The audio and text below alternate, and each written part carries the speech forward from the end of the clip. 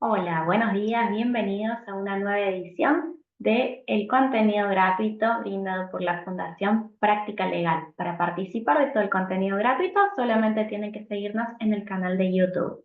El día de hoy vamos a tratar el tema de los contratos de locación en el ámbito civil. Esto quiere decir con todas las modificaciones, todo lo que ha pasado en el último tiempo con relación a estos contratos y la mejor forma de abordarlos para que nuestros contratos sean exitosos y puedan cumplir con el objetivo, que es brindar seguridad jurídica a nuestros clientes. Vamos a compartir un PowerPoint para que vayamos guiándonos y poder ubicarnos dentro de lo que estamos hablando, en la normativa, en los pasos a seguir, en el procedimiento y cuáles son los principales lineamientos que tenemos con relación a los contratos civiles.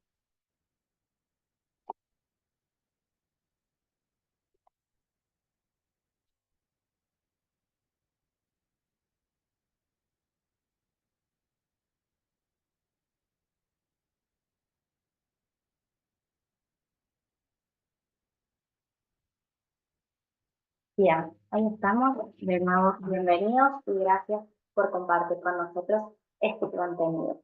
Dentro de lo que tenemos en contrato de locaciones, tenemos que primero hacer una gran observación, partir de la base que a nosotros quien nos regula los contratos en primera instancia es el Código Civil y Comercial que fue publicado y tenemos vigente a partir de agosto de 2015. A posterior de eso tuvimos en realidad la creación de la Ley de Contratos de locación, que es la Ley 27.551, que salió en julio del 2020.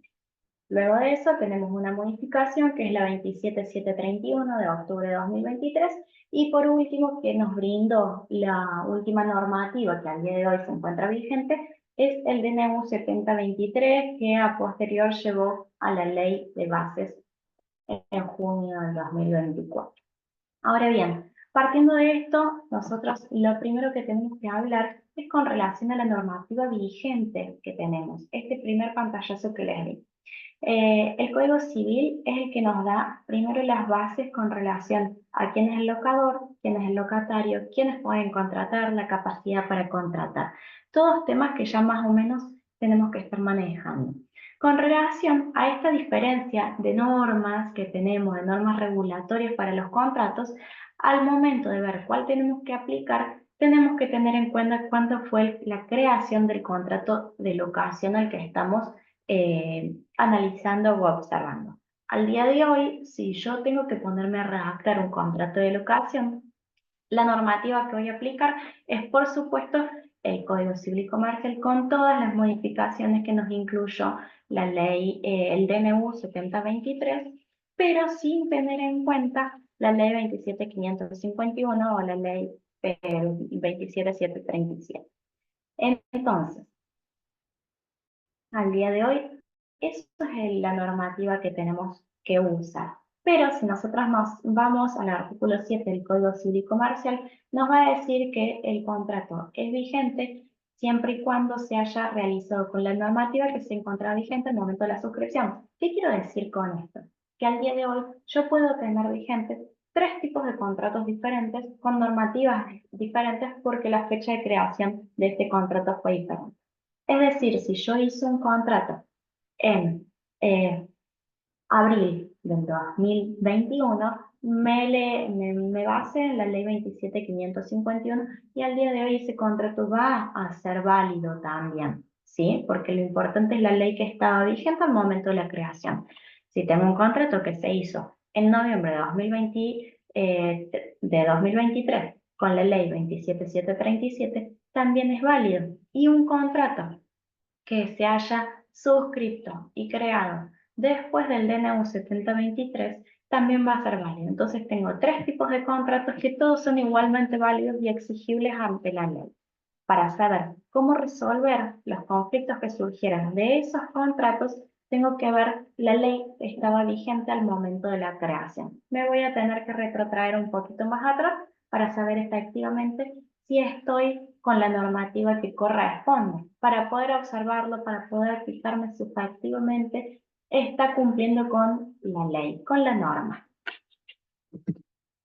El decreto 7023 lo que nos incluyó mucho es el principio de la autonomía de la voluntad. Con la ley 27551 y la 27737 teníamos una regulación mucho más, digamos, acotada, estaba más controlado.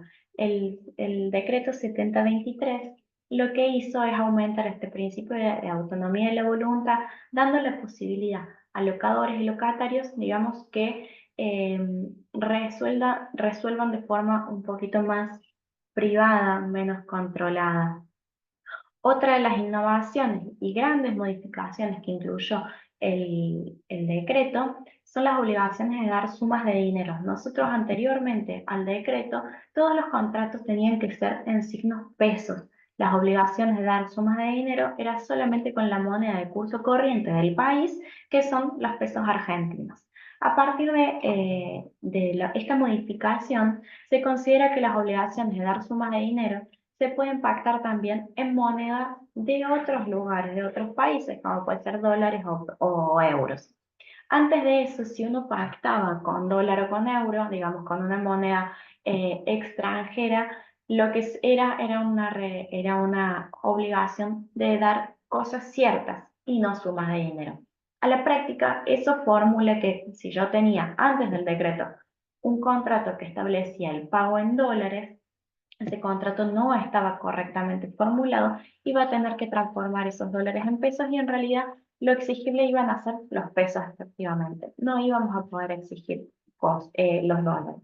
A partir del decreto, sí, las obligaciones de dar sumas de dinero se pueden establecer en cualquier tipo de moneda que se encuentre vigente. Incluso, a ver, hoy por hoy, y la jurisprudencia también nos establece que si uno quiere pagar con cripto, con bitcoins, también es posible. Y todo eso se basa principalmente en la libertad de contratación, en esta ampliación, en la autonomía de la voluntad, para tratar, digamos, que se pueda tener en cuenta la voluntad de las partes. Eh, Hubo un boom después de la salida del decreto en el que muchos alquileres se fijaron en dólares. Al día de hoy está bastante equilibrado, más que nada porque el dólar no ha tenido una modificación muy grande en su valor en estos últimos meses, pero sí es cierto que después del decreto todos quisieron salir a contratar, en realidad ofrecer sus propiedades en dólares, lo cual generó a ver que el locatario no tenga muchas más opciones que aceptarlo porque ahora estaba siendo ilegal exigir la obligación de dólares y no de pesos. Bien, yendo exclusivamente a la práctica y habiendo ahondado un poquito en lo que hace a la, digamos, a la normativa a utilizar para la redacción de un contrato, vamos específicamente a la práctica. ¿Cómo hacerlo? ¿Qué es lo que tengo que tener en cuenta para poder realizar nuestro contrato y que sea válido, que sea exigible y que proteja los intereses, como dije hace un ratito, de nuestros clientes? En principal, lo que tenemos que hacer es la identificación de las partes. ¿Quiénes son las partes? ¿Quién es el locador y quién es el locatario? ¿Sí? ¿Quiénes van a estar siendo obligados por nuestro contrato? Es muy importante recordar siempre de colocar todos los datos que nos identifiquen, como el nombre completo, el DNI, el domicilio real y que constituya un domicilio. ¿Para qué es importante la constitución de un domicilio? Para que cuando haya algún tipo de incumplimientos por cualquiera de las partes, tengamos un lugar, un domicilio, un espacio donde notificar fehacientemente esos incumplimientos. Recordemos que si nosotros no notificamos los incumplimientos, no pueden ser exigibles. Entonces, por eso en la identificación de las partes es muy importante que nunca nos olvidemos de establecer un domicilio. Y es cierto que a partir de hace ya un tiempito podemos establecer este domicilio con un domicilio electrónico que va a suplir el domicilio real. Todas las notificaciones, si yo consigno en un contrato de locación un domicilio electrónico, todas las notificaciones que realice a ese domicilio electrónico se van a considerar válidas y van a dar fe de la notificación. Entonces, muy importante nunca olvidarse. Y que pedir a las partes que faciliten un domicilio electrónico que nos va a salvar bastante en el momento de tener que notificar incumplimientos o en el peor de los casos, si nuestro contrato de locación tiene que transitar una vía procesal porque el incumplimiento no se solucionó de forma extrajudicial, la notificación electrónica nos va a ahorrar y acortar un poquito los tiempos. Es bastante práctico en la diaria. Después de eso, de la determinación del inmueble y su estado. Es muy importante también que cuando determinemos cuál es el inmueble objeto de nuestro contrato de locación, podamos especificar concretamente cuál es el estado que tiene, si se encuentra en excelente estado, en óptimas condiciones, si las paredes están pintadas de blanco, si tiene o no tiene muebles, los artefactos de baño que estén funcionando.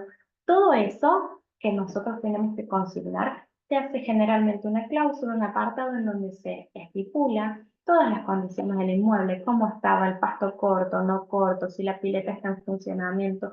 Todas estas cuestiones son las que después, a la finalización del contrato, nos van a generar conflicto o no, para el caso de que saber cómo tenemos y cómo esperamos recibir la vivienda al momento que se finalice nuestro contrato de locación.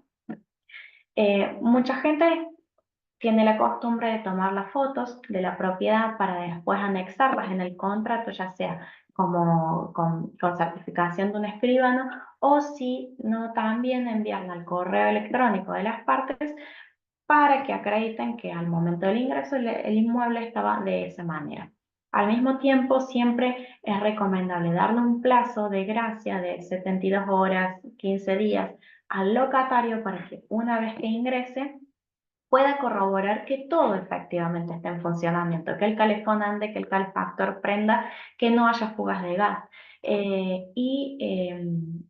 Para que, digamos, si hay algún inconveniente que según el contrato estaba en óptimas condiciones, se pueda reparar. Y sobre todo por el tema de los mantenimientos del inmueble. El locatario está obligado por contrato a mantener en óptimas condiciones siempre el inmueble. Entonces, si yo acredito que cuando se lo entregue el mantenimiento era óptimo, el locatario tiene que mantener de esa misma forma el inmueble durante todo el plazo de duración.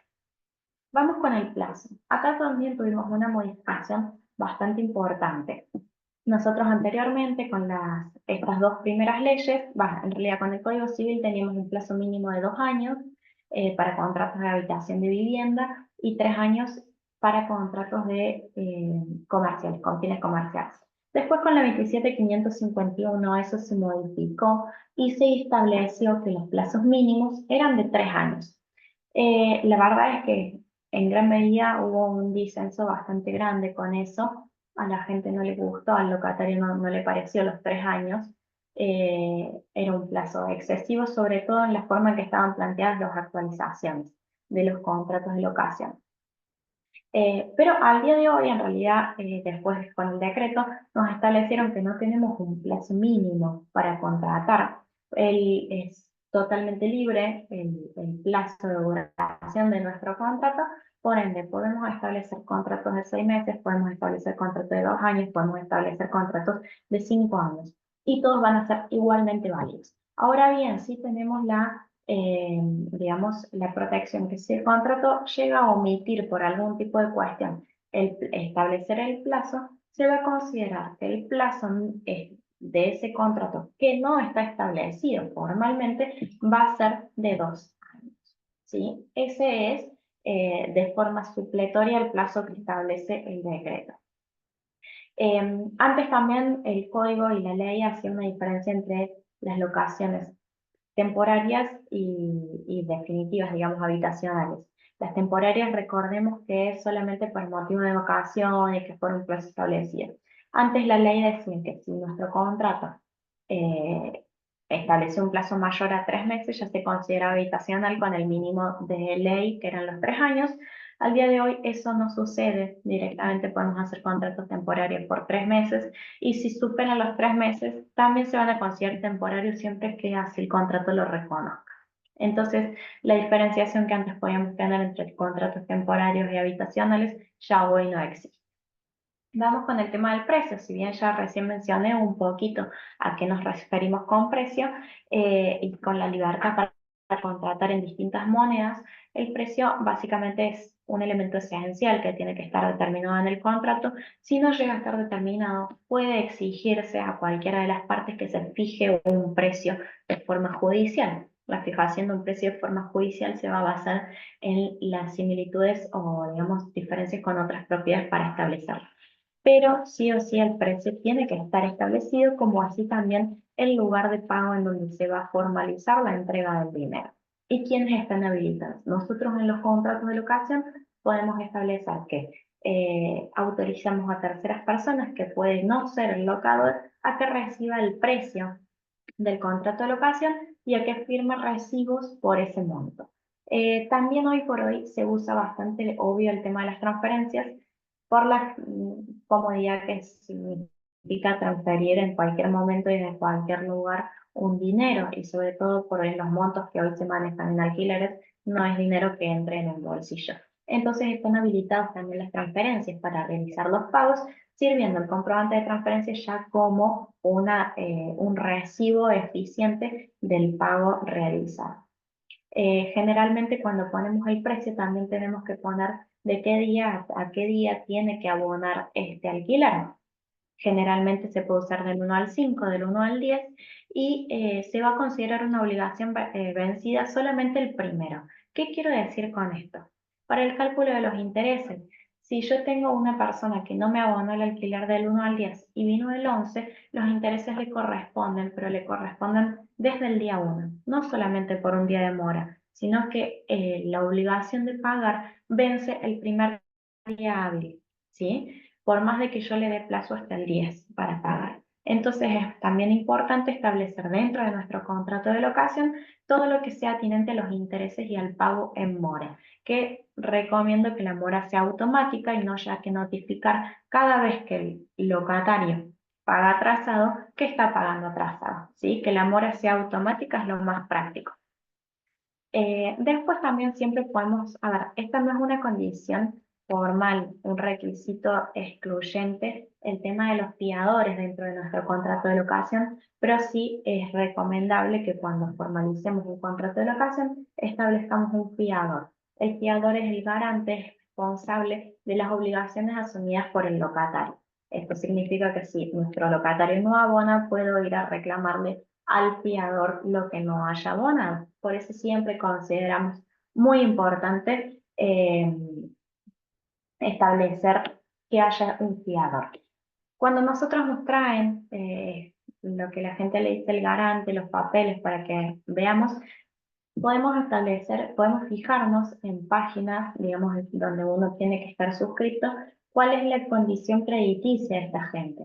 ¿Para qué nos sirve esto? Para saber que nuestro fiador es solvente. No nos conviene, obviamente, poner un fiador que no tenga las condiciones económicas para hacer frente a las obligaciones asumidas por el locatario. Entonces, nosotros nos manejamos mucho con infoexpertos, con el Veraz, en la cual accedemos con el DNI, el apellido de la persona y corroboramos cuál es la condición crediticia. Nos van a salir cuáles son las deudas que tienen asumidas, a quién le deben, cómo le deben, por qué, si pagan en término o no pagan en término, y todo eso nos va a dar la pauta si conviene o no conviene tomarlo como fiador. Y al mismo tiempo si tiene propiedades o no, porque si nuestro locatario no paga y tenemos que reclamarle a nuestro fiador, que puede hacer frente a todas esas obligaciones. Después, fiador y locatario se arreglarán entre ellos, pero lo importante también es establecer y proteger el crédito que va a tener el locador. Bien, recién hicimos un pantallazo también con lo que era el precio. Vamos a las actualizaciones concretamente. Anteriormente, en la ley 27.551 nos decía que las actualizaciones tenían que ser exclusivamente anuales según el ICL. El ICL es el índice de contrato de locación, que es digamos, es un promedio entre las variaciones salariales y la inflación. De ese promedio surgía el índice que teníamos que aplicarle a los contratos de locación, a las actualizaciones anuales. Con la 27737 se permitió que ese año que debía pasar para actualizar el precio del contrato se baje a 6 meses utilizando el mismo índice. Ahora bien, el decreto 7023 nos da la posibilidad, nos brinda la posibilidad que cuando hagamos las actualizaciones podamos establecerlas de forma mensual, o sea, no por un periodo menor a un mes, de la forma en que querramos. Podemos decir actualizaciones mes a mes, cada 3 meses, cada 4 meses, cada 6 meses. En la práctica lo que se está usando más que nada son los 3 meses, si bien el índice de precio del consumidor, que lo obtenemos de la página del Banco Central de la República, está bastante estable. O sea, tenemos hace varios meses que viene aumentando de la misma forma y en misma proporción, nos va a brindar todos los meses la información para que podamos actualizar. Lo que dije del ICL también está publicado mensualmente de forma diaria, en realidad, en la página del Banco Central de la República. En la parte de índices, ahí nos va a brindar la información y nos va a dar solo el cálculo para hacerlo. Hay muchas páginas de los corredores martilleros inmobiliarios en el cual van publicando mes a mes también la actualización de ICL. Entonces, publican una calculadora de alquileres en la cual nosotros ingresamos todos los datos de nuestro contrato, cuándo teníamos que actualizar, qué fecha tiene el contrato y cuál es el monto, y solito nos hace el cálculo porque está, o sea, ya programado con el índice de contratos de locación, entonces así nos resuelve un poquito. Finalmente, bueno, los intereses ya los comenté recién. Lo que se usa mucho es un interés por el pago fuera de término, y al mismo tiempo también se usa mucho ponerle una cláusula penal, una sanción, para el caso que si al vencimiento del contrato no entregó la propiedad cuando tenía, ponerle una cláusula penal, una sanción diaria de X cantidad de dinero por cada día de retraso en la entrega de la propiedad. Vamos a la resolución del contrato. Si está prevista una sanción o una indemnización a favor del locador, sí está prevista. Teníamos diferentes formas. La ley 27551 establecía esta indemnización a favor del locador en razón del tiempo transcurrido de contrato. Si había pasado menos de un año, la sanción o la indemnización tenía que ser de 1 mes y medio de alquiler. Si había pasado más de un año, la indemnización tenía que ser de 1 mes de alquiler solamente, y además preveía que si uno notificaba con 3 meses de anticipación la resolución del contrato, no íbamos a tener que abonar ningún tipo de indemnización a favor del local. Ahora bien, con el decreto tenemos una diferencia muy grande, en la cual se prevé que si yo notifico que voy a resolver mi contrato de locación y tengo todavía varios meses por delante, voy a deber indemnizar al locador con el 10% del monto que me arroja los meses que todavía no transitaron del contrato. Es decir, si a mí me quedan 15 meses todavía de contrato y por cada mes pagaba X cantidad de pesos, de monto, de dinero, el precio, tengo que multiplicar ese precio por la cantidad de meses que me restan, transitar, y de ahí el 10%. Esa es la indemnización que le corresponde al locador, perdón, con la introducción del decreto 7023. A mi criterio, eh, básicamente conviene o no conviene dependiendo de la cantidad de tiempo que haya pasado de contrato de locación. Pero como la ley prevé esta libertad para contratar, podemos llegar a establecer una indemnización diferente. Sobre todo teniendo en cuenta que como el decreto hace tanto hincapié en la autonomía de la voluntad, podemos decir que todas estas cláusulas que no sean de orden público, podemos llegar a pactarlas de forma diferente en nuestro contrato de locación. Finalmente, y para ir cerrando el conversatorio de hoy, se venció nuestro contrato de locación, se cumplió el plazo o lo resolví por X motivo. ¿Qué tengo que tener en cuenta en esa situación? El estado del inmueble, ¿sí? Que esté exactamente tal cual se pactó en contrato. El locador no está obligado a recibir la llave del locatario si el inmueble no está en condiciones. Al mismo tiempo, tampoco se va a desobligar al garante, al fiador, si el inmueble no está entregado en las condiciones básicas. Entonces, hay que hacer un análisis riguroso de todas las cuestiones de todo el inmueble, que todo funcione como tiene que estar y que el mantenimiento sea acorde para establecer si recibo o no recibo la llave.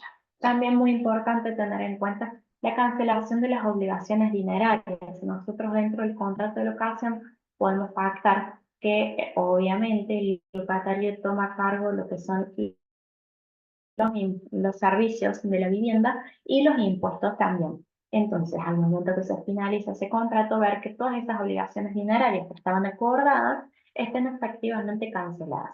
Y para el caso que no estén canceladas, se lo emplace a que las cancele con la entrega de la llave. La entrega de la llave. Nosotros lo que solemos hacer en la práctica es un acta de entrega en el cual dice que el locador recibe la llave del locatario con el inmueble en condición. Ahora bien, puedo recibir las llaves y puedo consignar en esa misma acta que el inmueble no está en las condiciones pactadas o que todavía figura deuda por los servicios o que, como los servicios generalmente vienen atrasados, digamos, los consumos atrasados, todavía que restan abonar 2 periodos de luz, de agua, de gas. Todo eso podemos hacerlo y formularlo en el acta de entrega de llaves que va a tener que ser suscrito por el locatario y por el locador, que cada uno de ellos se quede con su copia. Y finalmente, si bien no se suele hacer mucho, la gente no lo hace, yo lo considero muy importante, es la notificación al fiador. Porque, ¿qué pasa? Muchas veces el locatario trae a una persona, el primo, el amigo, el tío, a que firme como locatario. Y con el plazo del tiempo, el paso del tiempo, ese fiador se olvidó que es fiador de un contrato. Entonces después no tienen ni idea y no están preocupados y ya no sé dónde ubicar. Entonces es una buena práctica laboral el hecho de que cuando está por terminar mi contrato de locación, hacerle un llamadito al fiador, decirle está terminando, vamos a controlar que quede todo en orden. Para el caso que no esté todo en orden, poder decirle, señor fiador, usted es responsable por X o Z que el locatario no cumplió. Entonces siempre es bueno para que el fiador también esté al tanto, puede ejercer su presión si tiene ganas sobre el locatario para que todo esté en orden, o incluso responda antes de tener que notificarlo o intimarlo fehacientemente. Habiendo sido todo lo que corresponde en términos básicos con la redacción de contratos de locación, les agradezco el tiempo y cualquier duda pueden dejar en comentarios y descargar un contrato, un modelo de contrato gratuito para compartir. Gracias.